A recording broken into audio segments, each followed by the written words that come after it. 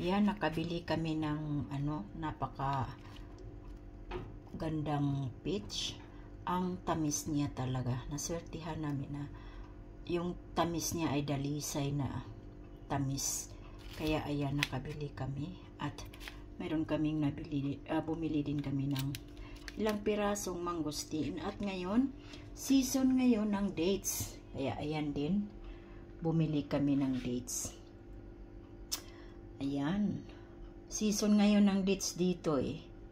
Kaya, ito, hugas na yan. Ready to eat na yan siya. Ayan. Nako. Tamis. Tamis ng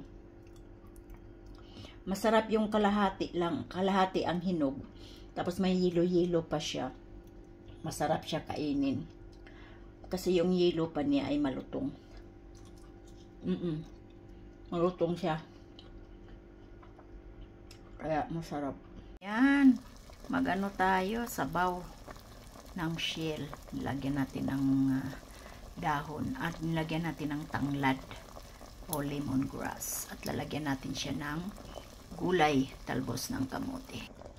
At ayan na. Nilagyan na natin siya ng talbos ng kamote. O, ayan. Sinong gusto ng talbos ng kamote? Tinulang, shell. Tinulang shell at may talbos ng kamote. Ayan na siya. O, diba?